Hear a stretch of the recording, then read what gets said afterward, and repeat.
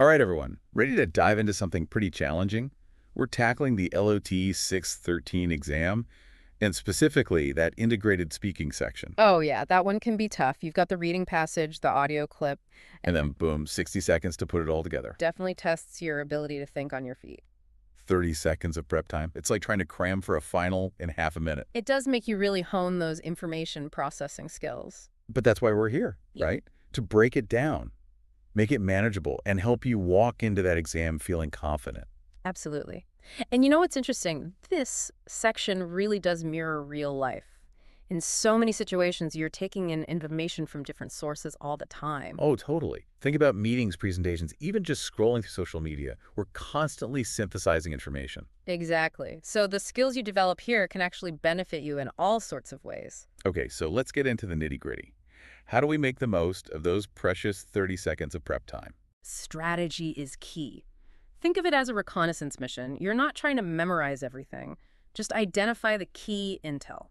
Okay, love that. So when we're reading the passage, where do we start? Skim it first. Get the main idea. What's the overall topic or argument? Then zero in on maybe 2 or 3 key points, the ones that really jump out at you. And jot those down, right? We're allowed to take notes. Absolutely. Those notes are your lifeline. Okay, so reading is all about prioritizing, finding those gems. Then we move on to listening. Now it's time to connect the dots.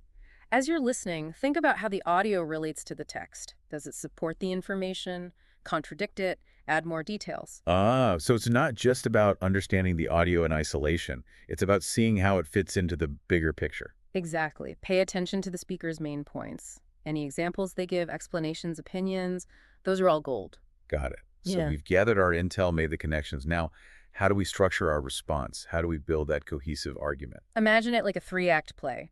We need a captivating opening, a strong supporting cast of arguments, and a memorable closing scene. Okay, I'm hooked. Tell me more about this three-act structure. Act 1, the introduction. Your elevator pitch. You've got to grab the examiner's attention immediately. State the main topic clearly and concisely, set the stage. No rambling. Get right to the point. I like it. Act 1 down. Now, what about Act 2? The heart of it all. This is where you weave it all together. Explain the key points from both the text and the audio. But don't just list them. Create a tapestry. A tapestry. I love that visual. So how do we create that tapestry? What are some practical tips? Use clear, concise language and signal where the information is coming from. Phrases like, according to the text, or the speaker mentioned that. So we're constantly showing the examiner that we understand both sources and how they relate. Exactly. And to show those connections, you can use phrases like, this supports the idea in the text because, or this contradicts the text by. Okay, so we're not just presenting information, we're actively analyzing it. Yeah. Awesome. Act 2 is shaping up. Now for Act 3, the grand finale. The conclusion. This is your chance to leave a lasting impression. Summarize your main points. Or if the task requires it, offer your opinion based on the evidence you've presented. Okay, so it's all about wrapping it up in a neat little bow. Some go-to phrases for this part. In conclusion, to summarize, or overall the text and the listening passage show that. Those are good starting points. Perfect. So we've read strategically, listened actively, and structured our response. Now we just have to deliver it. Ah, yes, the performance. And this is where a lot of people trip up. They get so focused on the content that they forget about communication. It's like stage fright hitting right when the curtain goes up. Exactly. You have to remember to speak clearly, maintain a steady pace, and try to avoid those filler words like and Easier said than done when you're under pressure, but I guess it comes back to practice, right? Practice is everything. Think of it like training for a marathon. You wouldn't just show up on race day and expect to win. Okay, so what are our training techniques for the LOT 613 marathon? First up, timed practice. Use a timer to simulate those exam conditions. You'd be surprised how quickly you adapt. Makes sense. Nothing like a little pressure to sharpen those skills. What else? Peer review. Find a study buddy. Practice together and give each other feedback. 2 heads are better than 1. It's like having your own personal coach. Yeah. Awesome. Right. Okay, any other secret weapons in our training arsenal? Mock exams. The ultimate test run.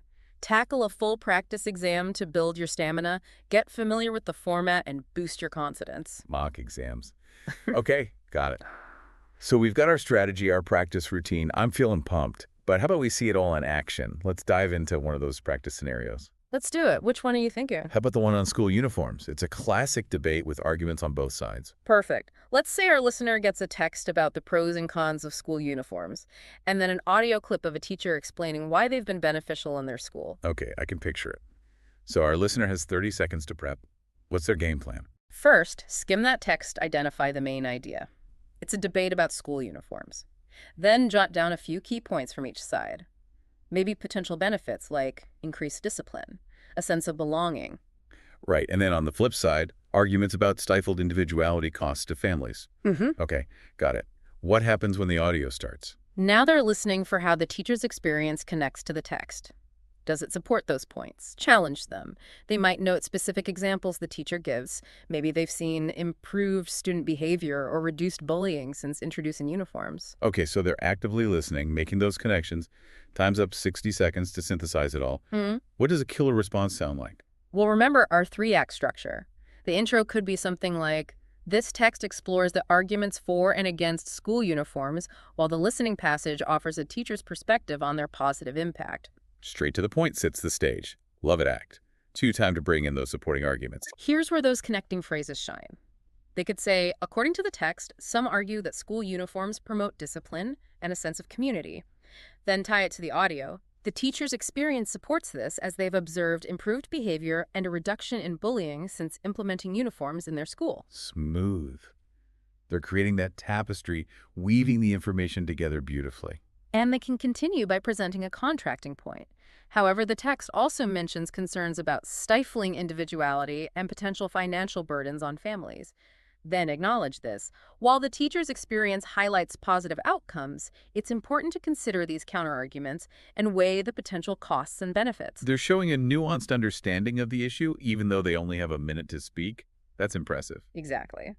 And for the grand finale, the conclusion could be something like, overall, both the text and the listening passage contribute to a nuanced understanding of the school uniform debate, with the teacher's firsthand experience offering compelling evidence for their positive impact in a specific context. Wow. They managed to summarize both sources, connect them, and offer a thoughtful conclusion, all within the time limit. And that's what the examiners are looking for. The ability to process information, quickly synthesize different sources, and communicate effectively. Okay, I'm feeling more confident already. But before we move on, let's take a look at the sample response provided in the source material.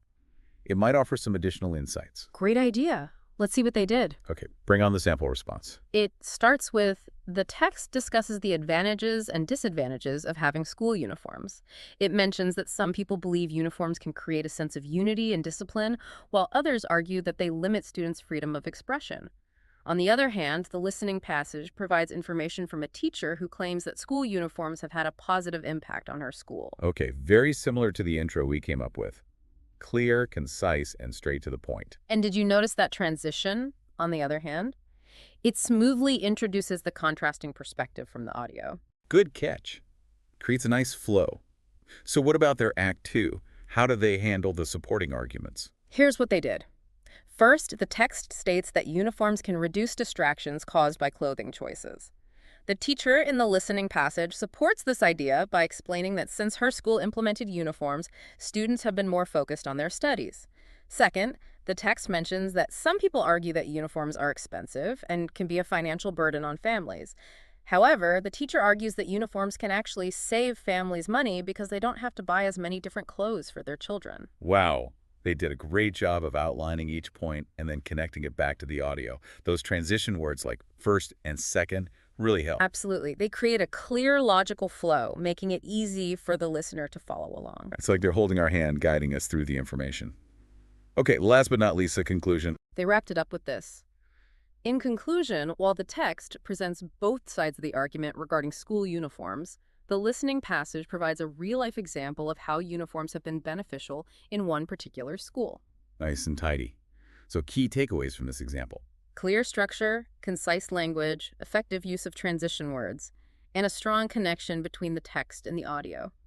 That's the recipe for a high-scoring response. This is all making so much sense, and I'm starting to see how these strategies can be applied to different scenarios. But before we explore more examples, let's take a quick pause to let all this information sink in. We'll be right back with more tips and insights to help you ace the LOTE 613 integrated speaking section. All right, welcome back. I hope you're ready for more because we're about to put those strategies into action with some real-world scenarios. Oh, I'm definitely ready. Let's see those strategies in action with those practice scenarios from the source material. Perfect. Remember, the more you practice applying these techniques, the more confident you'll become. Totally. So which scenario are we tackling first? How about the one about languages in Puerto Rico? It's a fascinating look at the interplay of language and culture. Okay, languages in Puerto Rico. I remember that one. Mm. The text talked about how Spanish has remained strong there, despite the influence of the U.S. Exactly. And then the audio clip features a linguist discussing the benefits of bilingualism in Puerto Rico. So it seems like this scenario is less about contrasting viewpoints and more about understanding how the audio adds depth to the text. You got it. It's about seeing how those two sources work together to paint a richer picture. Imagine our listener reading the text and jotting down those key points about why Spanish has persisted in Puerto Rico. Right, things like cultural identity, family traditions, the historical context. Exactly. And then they hear the linguist in the audio clip elaborating on those points, talking about the cognitive, social, and economic advantages of being bilingual. It's like the audio is providing a magnifying glass, zooming in on those details and implications. I like that analogy. Yeah. So in their response, they'd need to show they understand how those two sources connect. Okay, so how would a strong response begin? Well, they could start with an introduction, like, the text explores the factors that have contributed to the enduring presence of Spanish in Puerto Rico, while the listening passage highlights the benefits of bilingualism specifically within the Puerto Rican context. Okay, straight to the point, lays out the relationship between the sources. What about the body of the response? How do they weave those sources together? They could say something like, the text highlights the historical significance of Spanish as the language of culture and heritage in Puerto Rico, then connect it to the audio. The linguist in the audio clip expands upon this, explaining that maintaining fluency in Spanish allows individuals to connect deeply with their cultural roots and traditions. Ah, so they're not just summarizing, they're showing they understand the deeper connections. Exactly. And they can continue by bringing in those additional insights from the audio. The linguist goes on to explain that bilingualism offers cognitive benefits such as enhanced problem-solving skills and greater mental flexibility. This complements the text's focus on the cultural importance of Spanish by highlighting the practical advantages of maintaining bilingualism in Puerto Rico. They're really building a multidimensional understanding of the issue. It's impressive how much they can convey in such a short time. It all comes back to those strategies we discussed, being able to analyze, synthesize, and communicate effectively. Okay, let's move on to another scenario. What about the one on online education? That feels particularly relevant these days. Oh, absolutely. That's a great one. It explores the rise of online learning from different angles. Yeah, the text talks about the growing popularity of online courses and all those benefits like flexibility and accessibility. Right. And then the audio clip features a professor who presents a bit of a counter-argument. They suggest that online courses can't fully replace traditional education. So this one sets up more of a debate. We get to practice those comparing and contrasting skills. Exactly. You have to analyze different viewpoints, weigh the evidence, and present a balanced response. Okay, challenge accepted. Let's imagine our listener is reading about all the advantages of online courses, taking notes about how it can benefit people of all ages and backgrounds. And then they hear the professor in the audio clip emphasizing the importance of face-to-face interaction, hands-on learning experiences, things that online courses sometimes lack. Right, so how do they craft an intro that acknowledges both of those perspectives? They could start by saying something like, the text highlights the advantages of online courses, particularly their flexibility and accessibility, while the listening passage presents a professor's perspective on the limitations of online education and the enduring value of traditional classroom settings. Perfect. Sets up that contrast nicely. So how do they connect those seemingly opposing viewpoints in the body of their response? They can use those connecting phrases. For example, according to the text, online courses allow learners to set their own pace and schedule, making education more accessible to those juggling work, family, or other commitments. Right. So they've presented the argument from the text. Now, how do they bring in the contrasting perspective from the audio? They could say, however, the professor in the audio clip argues that this lack of structure can sometimes lead to procrastination and a lower level of engagement compared to traditional classrooms. So they've acknowledged both sides of the argument but maintained a clear flow. I'm seeing how those connecting phrases are key. They're essential for creating that cohesive tapestry of information. Okay, last challenge for this scenario. How does our listener conclude their response? That's a good one. They've presented these two different perspectives. Now they need to bring them together in a meaningful way. Exactly. They could offer a concluding statement like, while the text emphasizes the accessibility and flexibility of online education, the professor's perspective reminds us that the traditional classroom still holds value, particularly in fostering face-to-face interaction and hands-on learning experiences. Ultimately, the ideal approach may lie in finding a balance between these two modes of learning, leveraging the strengths of each to create a more holistic and engaging educational I experience. love it. They've brought those seemingly opposing viewpoints together and suggested a path forward. It's like they've become a mediator in the online versus traditional education debate. And that's what critical thinking is all about, not just choosing a side, but considering multiple perspectives and arriving at a nuanced conclusion. I'm feeling so much more prepared to tackle this exam now. Mhm. It's like you've given me a mental toolkit with all the right strategies. And remember, the more you practice using those tools, the more natural they will become. This has been incredibly helpful. But before we wrap up entirely, let's take a quick breather to let all this amazing information sink in. We'll be right back with some final thoughts and a challenge to keep you thinking. Stay tuned. And we're back, ready for the final stretch of our LOTE 613 deep dive. I feel like we've covered so much ground. It's exciting. We have. It's all about giving you the tools and the confidence to really rock that integrated speaking section. So let's do a quick recap. What are the key takeaways here? Well, we started with supercharged absorption. Remember that. It's all about strategic reading and listening, making the most of that limited prep time. Right. It's not about trying to cram every detail into your brain. It's about quickly identifying the main idea, those key points that will drive your response. Exactly. And then we moved on to architecting your response, Yeah, using that three-act play analogy to create a clear, compelling structure. I love that analogy. The intro is your opening scene. Act 2 is where you bring in those supporting arguments, and the conclusion is your grand finale. It makes the whole process feel more manageable, right? Like you're telling a story. Totally.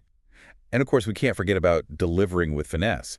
It's not just what you say, it's how you say it. Right, clear, confident communication. That's what's going to make your response stand out. And underpinning all of this is the importance of practice. Timed practice, peer review, mock exams. It all helps to solidify those strategies. Absolutely. The more you practice, the more natural it will become. And Yeah. as we saw with those practice scenarios, those strategies are adaptable. You can apply them to any topic. It's like we've given you a mental toolkit. Now you have the tools you need to tackle those challenging scenarios. Exactly. And you know what? I think you're ready to take on the LOTE 613. You've got this. I think so too. But before we officially wrap up, I want to leave you with one final thought-provoking question. Something to mull over as you continue your prep. Oh, I like this. Let's hear it. Let's go back to that school uniform scenario. Remember that one? Oh. If you were arguing for school uniforms, what's the most compelling piece of evidence you could pull from the text and audio? Good one. It makes you think about the arguments on a deeper level. What about if you were against school uniforms? What would be your strongest counter-argument? Exactly. Because ultimately, that's what the LT613 is all about. It's about critical thinking, analyzing different perspectives, and communicating your ideas effectively. You've said it perfectly. And those are skills that will serve you well far beyond the exam itself. So go out there, practice those strategies, and remember, you've got this. We're cheering you on.